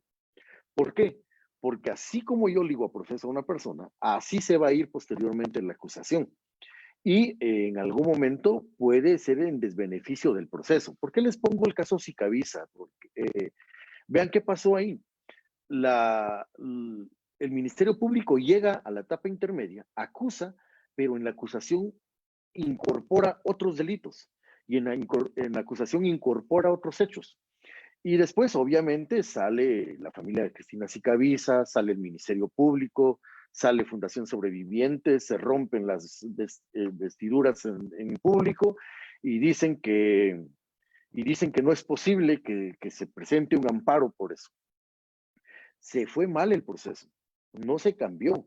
Y el error del juez Gálvez fue ser permisivo con esa parte y entonces el proceso se fue. Y ahí van a llegar a debate cuando dieron con lugar la apelación de amparo ante la Corte de Constitucionalidad, y la Corte de Constitucionalidad fue clara, y no por la persona, por el proceso. Fue clara en decir, mire, si usted, Ministerio Público, va a cambiar algo, cámbielo en la etapa del auto, entre el auto de procesamiento y la etapa intermedia. No me venga con sorpresas, porque entonces va a cambiar el sentido de la resolución. Por darles un ejemplo también, a mi cliente lo ligan a proceso por lavar dinero, no sé, por 1,5 millones de quetzales, y de pronto en el escrito de acusación, pues había más dinero que se supone que había lavado. Eso no permite crear una adecuada defensa y da la posibilidad de presentar un amparo en todo caso. Luego de estas vicisitudes que se pueden dar, pues llegamos a la etapa intermedia. ¿Cuál es el objeto de la etapa intermedia? Bastante fácil, el artículo 322 lo establece, es que el juez evalúe la posibilidad de que una persona pueda ser sometida a un juicio oral y público, o juicio oral y reservado, dependiendo del tipo de delito, ¿no? Si existe esta probabilidad y hay elementos de investigación que fundamenten, entonces el juez lo que va a hacer es enviar a juicio oral a la persona. Pero pueden haber varias solicitudes también, incluso algunas que permiten salir del procedimiento común. Generalmente, la regla es que se formula acusación y solicitud de apertura a juicio oral por parte del MP, pero puede ser que también el Ministerio Público solicite un sobreseimiento. Puede ser que el mismo MP solicite una clausura provisional. Generalmente, en esta audiencia de etapa intermedia, llega el Ministerio Público, presenta su escrito de acusación, y entonces la actitud de la defensa es solicitar el sobreseimiento, porque no existen elementos que se puedan incorporar, porque existe duda, y una duda favorable, porque no hay elementos de investigación que puedan sopesar el hecho de que su patrocinado pueda irse a juicio oral y público, o solicita una clausura provisional porque no existen la cantidad adecuada y pertinente de medios de investigación todavía en el proceso. En el sobreseimiento, si se lo declara el juez, el sobreseimiento cierra de forma irrevocable el proceso a favor de la persona. No es como la falta de mérito. En la clausura provisional, el juez tiene que decir qué elementos de investigación y en cuánto tiempo los tiene que incorporar el Ministerio Público a la investigación. El efecto de la clausura provisional, en todo caso, es que cesan todas las medidas de coerción. Si estaba en prisión, sale de prisión; si estaba firmando, deja de firmar. Bueno, y si había presentado una caución económica, existe la posibilidad de que se la devuelvan. Lo que pasa es que si lo vuelven a ligar a proceso nuevamente, pues la va a tener que volver a pagar, ¿no? Puede solicitar también la vía del procedimiento abreviado. ¿Qué pasa? Si ya se pusieron de acuerdo con la defensa, hay una posibilidad en todo caso de mejorar, de que el Ministerio Público tenga una condena, de beneficiar al cliente, y el juez también puede resolver, y entonces se solicita la vía del procedimiento específico del procedimiento abreviado. Puede solicitarse la suspensión condicional de la persecución penal, que en todo caso es decirle a una persona: mire, por el espacio de 3 años usted pórtese bien, y si se porta bien, pues entonces, si sigue estas reglas también, pues el proceso ya no va a continuar. Si usted vuelve a cometer un delito, si vuelve a pasar otra cosa, entonces el proceso continúa en su contra. La acusación alternativa se da cuando el Ministerio Público tiene una línea de investigación, pero puede ser que por los medios de investigación que tiene, pueda ser por otro delito. Tendría que hacer 2 acusaciones en un mismo escrito. Algunas veces no pasa esto porque también en el debate existe la posibilidad de ampliar la acusación, y entonces no hay tanto problema. Y si fuera por el delito, recordemos también que el tribunal tiene la competencia para poder cambiar la calificación jurídica, y entonces bastaría solamente con que lo pidiera el Ministerio Público en debate. Y bueno, el criterio de oportunidad, que es una buena solución muchas veces para poder salir del proceso cuando se cumple con los requisitos del artículo 25 y 25 bis y 25 en adelante del Código Procesal Penal. Terminando la audiencia, el juez puede decidir acerca de cualquiera de las cosas de las instituciones procesales que le está solicitando el fiscal, o puede decidir enviar a juicio oral y público a la persona. Y entonces, ¿qué pasa? En el tercer día, después de esa audiencia, viene la audiencia de ofrecimiento de prueba. Cada uno de los sujetos procesales lleva el listado de pruebas que va a ofrecer para el debate. ¿Cómo se hace? Si bien es cierto, el proceso es oral, también es cierto que se tiene que tener un control de la prueba, y entonces lo que hace uno es llegar con una minuta que tiene que tener por lo menos tres bloques. No hay una regla para esto, pero por lo menos tendría que tener numeración, el objeto de la prueba y el objeto de la prueba, y una casilla donde diga aceptada o no aceptada para poder llevar el control. Se cruzan estas minutas y entonces ya se hace la discusión acerca de la oposición de las pruebas que está presentando el contrario. Aquí es donde les digo yo que en una ocasión una agencia estatal viene y dice: me lleva toda la prueba que el MP va a presentar. Hay que ser responsables como querellantes adhesivos. Y algo importante, como querellante adhesivo se tiene un interés aparte de sentenciar a la persona, se tiene un interés en la reparación digna. Y entonces es el momento para que llegue la persona, independiente de la investigación, con su abogado querellante, a decir: mire, aquí está esta factura de tal cosa, aquí está esta otra factura de otra cosa. Incluso hasta el contrato de servicios profesionales con su abogado, pues porque esto puede servir en algún momento para los efectos precisamente de reparación digna en el debate.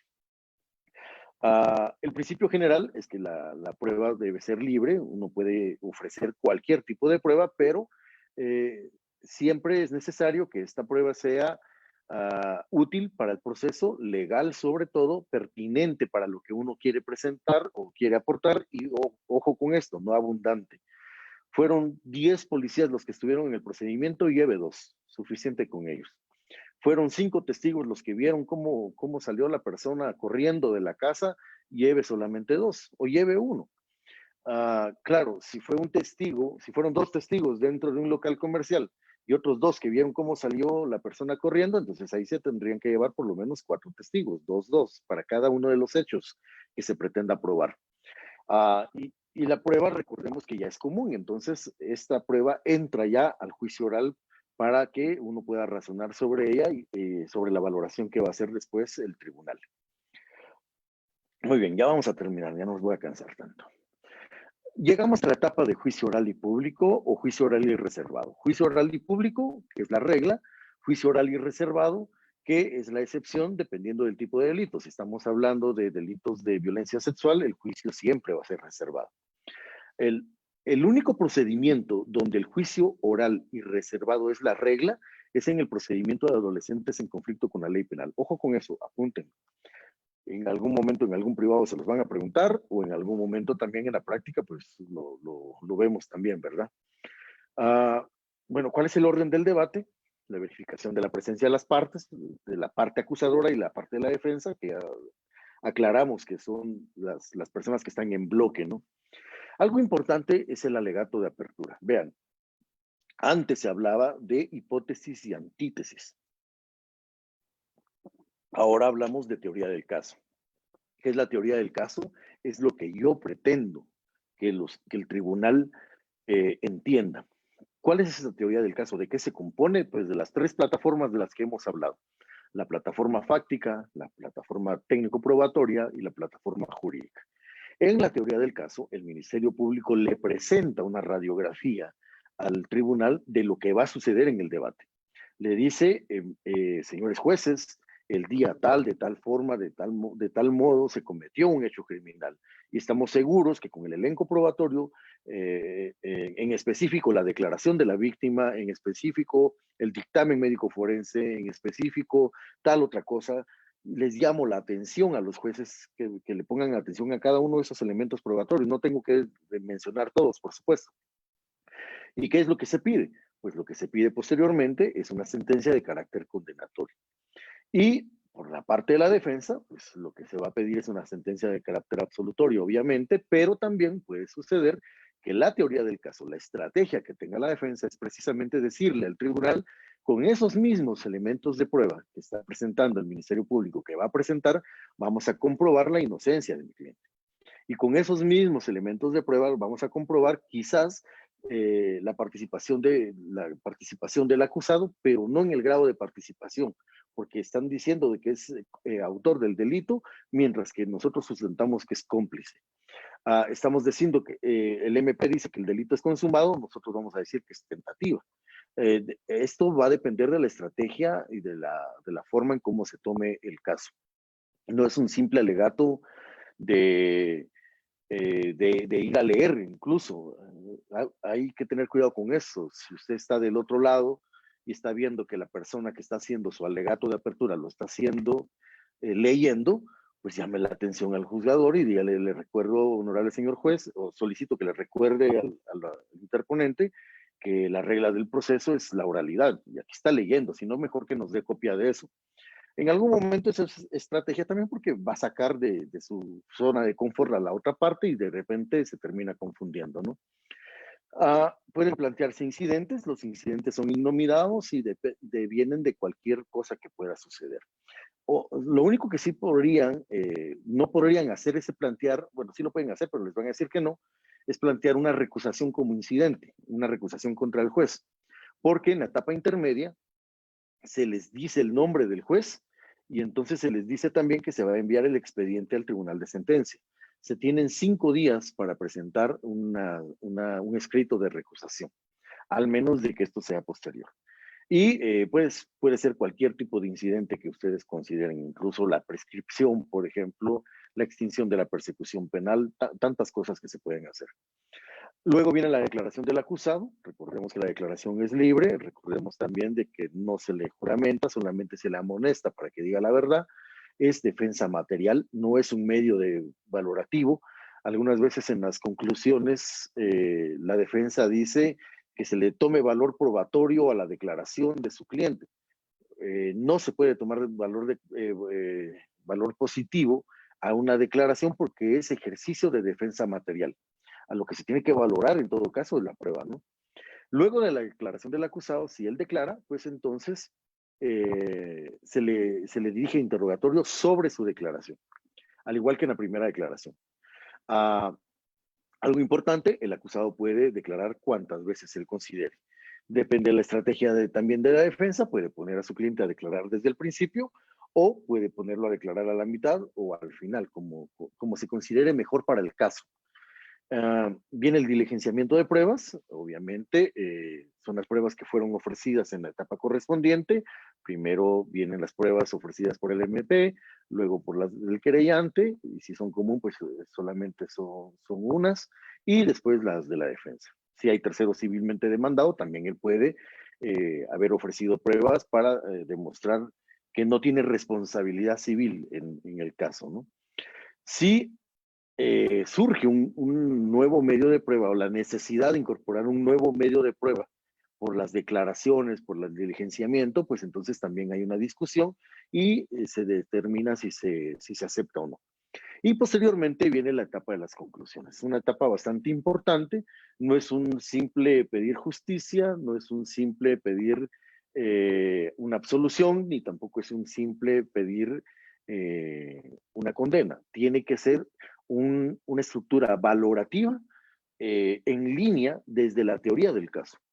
Incluso se puede iniciar diciéndole al juez, recuerde que, honorable tribunal, recuerde que el día de la apertura del debate, la teoría del caso de la defensa o la teoría del caso del Ministerio Público se basó en esto. Se ha diligenciado prueba y esta prueba ha sido pertinente precisamente para establecer la teoría del caso que presentamos. Por lo tanto, en mis conclusiones, lo que estoy haciendo es decirle, ¿se recuerda que le dije que le iba a probar algo? Aquí ya se lo probé y se lo comprobé precisamente con los medios probatorios. Luego se solicita, obviamente, la absolución o la condena dependiendo de dónde esté uno. Y viene la sentencia. La sentencia puede ser inmediata, la sentencia puede llevar su tiempo, esto va a depender del tribunal, tiene que haber un orden lógico. Primero se inicia, perdón, no recuerdo el artículo 386 del Código Procesal Penal, tiene el orden de deliberación que tienen que realizar los jueces. Se supone que este es un orden de deliberación que tienen que realizar, ¿no? Aunque algunas veces que la sentencia sea tan inmediata, implica que uno ya hizo las conclusiones y el juez ya había tomado una decisión, pero eso es otro universo paralelo llamado Guatemala. Aquí se llevan todas las reglas del procedimiento, ¿no? Bueno, ahí terminamos. Luego, si la persona es sentenciada, al tercer día se tiene la audiencia de reparación digna. En esta audiencia de reparación digna se va a discutir todos los elementos, todo el daño y perjuicio, todo el daño moral que tuvo la persona y la responsabilidad del sindicado del ya condenado para el pago de reparación digna. No necesariamente tiene que ser un pago, dependiendo del caso. Vean, la misma sentencia por sí ya es parte de la reparación digna para las víctimas. Pero también esto no se hace, casi no se hace, pero porque dependiendo, por ejemplo, porque si estamos en un caso de femicidio, ¿por qué no pedir una beca a nombre de la víctima? Si estamos en un caso de secuestro, ¿por qué no pedir una beca, un monumento para que el mismo Estado se comprometa a hacer un monumento? Hay sentencias interesantes donde algunos jueces han mandado al Ministerio de Finanzas Públicas a que se cree una partida presupuestaria para una beca. Hay una sentencia interesante de un juez de niñez y adolescencia de Oriente, no recuerdo si es Chiquimula, donde el juez manda a crear becas y donde manda incluso al Ministerio de Educación y al Ministerio de Finanzas Públicas a hacer una escuela. Cosas como esa la reparación, no solamente el dinero. Bien, por aquí me quedo, ya creo que ya fue bastante lo que les aburrí. Prefiero de este momento ya el poder discutir con ustedes las preguntas que tengan. De todas formas, estos son mis contactos. Si ustedes me mandan un WhatsApp más tardecito o si me mandan un correo, con mucho gusto les mando el link para que puedan descargar las diapositivas de la presentación y con mucho gusto, no se preocupen si lo hacen hoy mismo se los envío. Y nuevamente agradecido con los jóvenes entusiastas y organizadores de de esta actividad.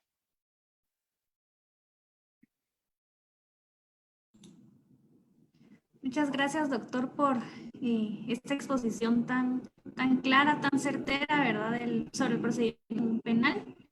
Ahora vamos a pasar a las preguntas.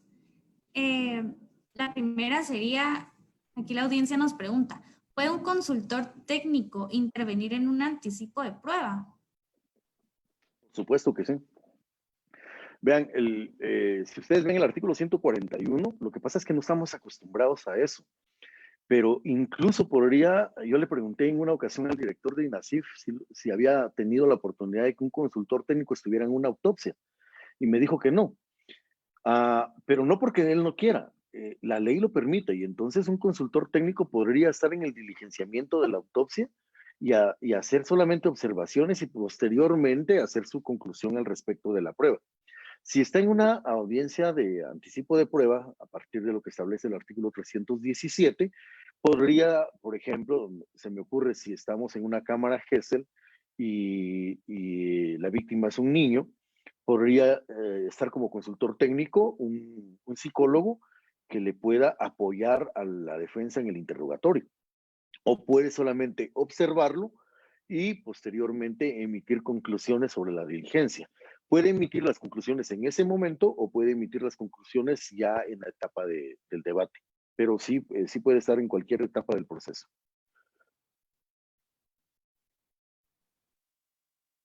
Licenciado, una de las preguntas más recurrentes es, cuando se desestima la denuncia, ¿se le notifica a la persona que la interpone? Sí, en efecto, es una obligación del fiscal. Si no la notifica, podría denunciarse al fiscal de forma administrativa. El fiscal tiene 20 días para tomar una decisión sobre la denuncia y luego tiene la obligación de notificarle a la persona para que la persona tenga este espacio de 10 días para poder acudir ante el juez. Mire, hay dos formas. Puedo decirle al fiscal, solicito que se haga una razón donde yo acuerdo con la decisión que usted fiscal nos está tomando en este momento y pido debe el expediente al órgano jurisdiccional correspondiente. Y entonces el fiscal tiene el juzgado y en el juzgado citan a la persona. O puede dirigirse directamente al juzgado y solicitar la audiencia de oposición, dar el número de expediente del MP y entonces el juzgador manda al fiscal con el número de proceso a llevarlo y se señala la audiencia para la discusión. Gracias.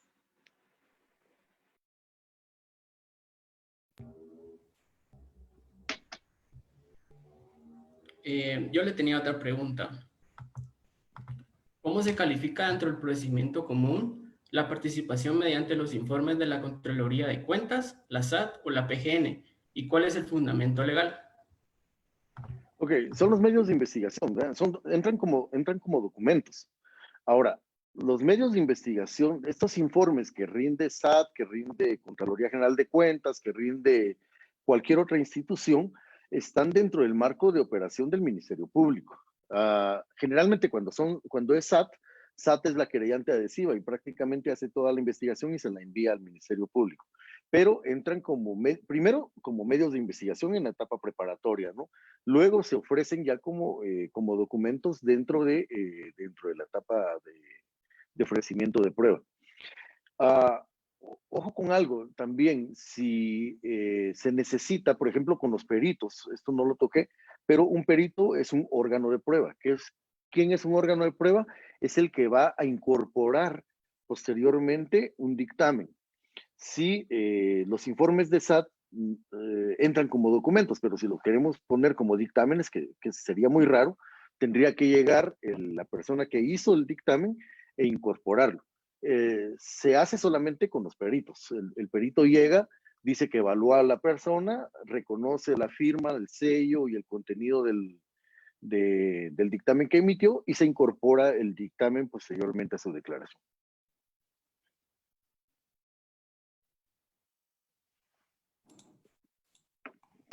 Muchas gracias, licenciado. Aquí también nos preguntan, ¿qué pasa si en una declaración de testigo la persona se equivoca al momento de dar su declaración. Por ejemplo, decir que llevaba determinada ropa, pero luego recuerda que no era así. ¿Qué procedería en ese caso?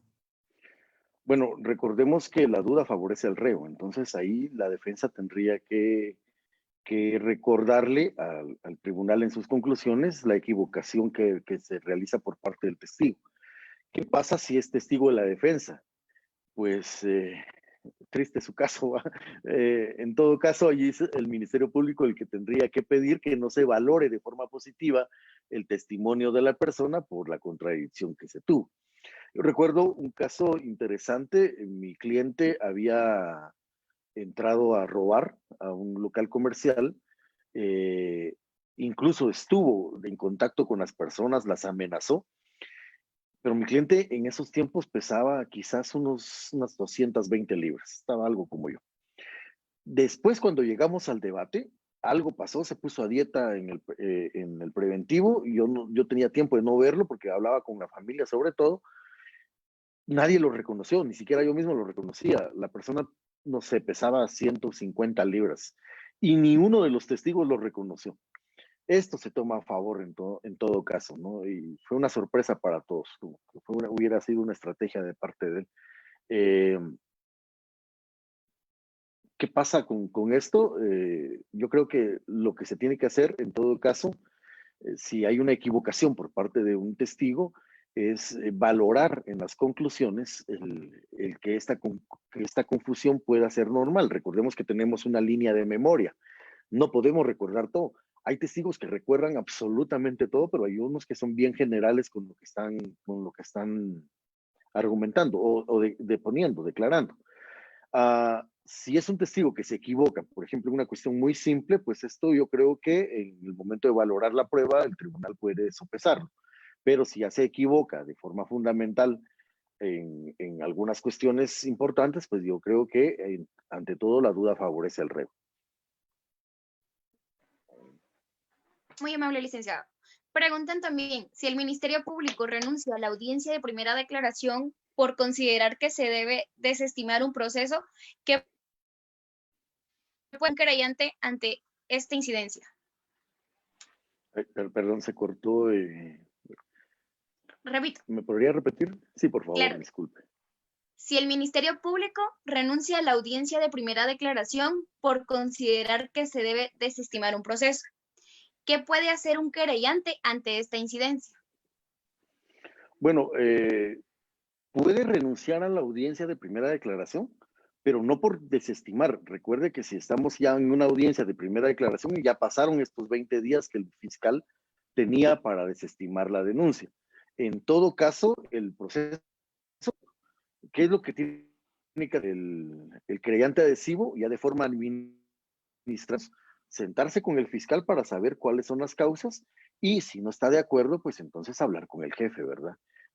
Habla con el jefe de la fiscalía, y si aún así el jefe de la fiscalía establece la posibilidad de desestimar el expediente, entonces yo lo que haría sería decirle, mire, notifíqueme entonces. Ya me notificó, me voy entonces ahora al juzgado a solicitar mi audiencia de oposición. Gracias. Muchas gracias, doctor. La última pregunta. ¿Debe estar ya iniciado un procedimiento para solicitar la cuestión prejudicial? No.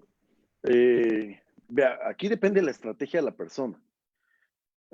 Si usted presenta una cuestión prejudicial ante el Ministerio Público y usted le dice al fiscal, mire, ya no continúe, recordemos que es bien importante saber la diferencia entre cuestión prejudicial y también la incompetencia.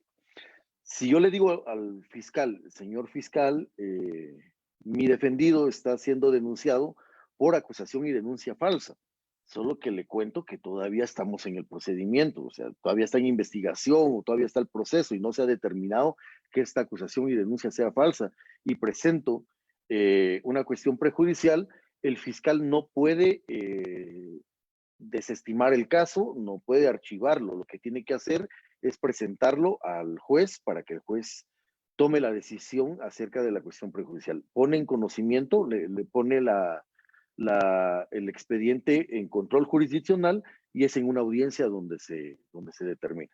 Pero puede ser incluso antes de la primera declaración, por supuesto.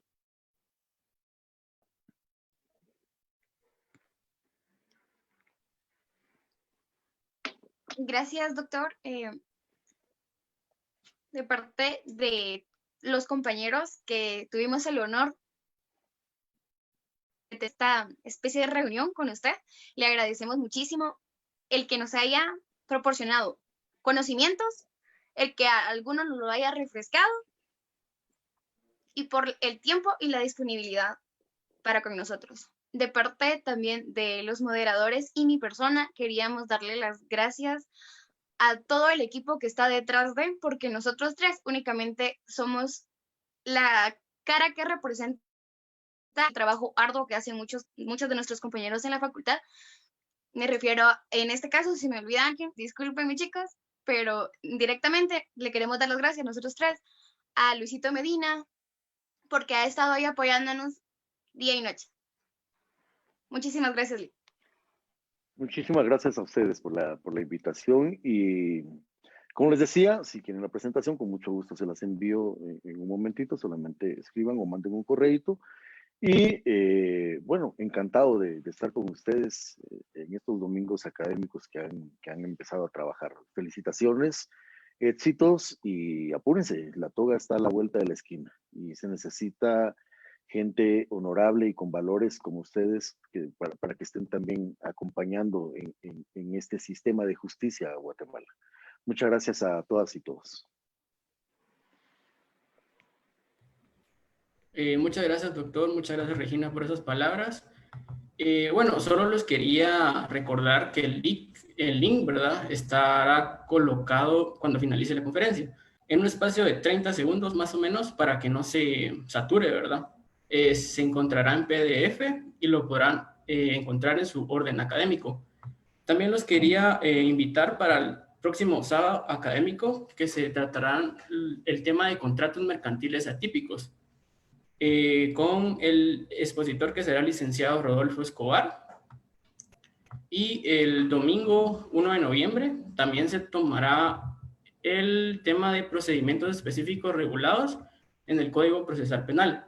La expositora en esta ocasión sería la licenciada Amanda Santizo. Y bueno, le quería dejar la palabra a Laura Pérez. Muchas gracias, Luis. Una vez más, bueno, les queremos agradecer a todas y a todos por su presencia. Es así como concluimos con este domingo académico. Muchas gracias nuevamente al doctor por haber dado esa disertación tan excelente, como mencionó mi compañera Regina, por habernos refrescado la mente a algunos en cuanto al tema, ¿verdad? Esperamos poder seguir contando con su participación en nuestros próximos fines de semana académicos.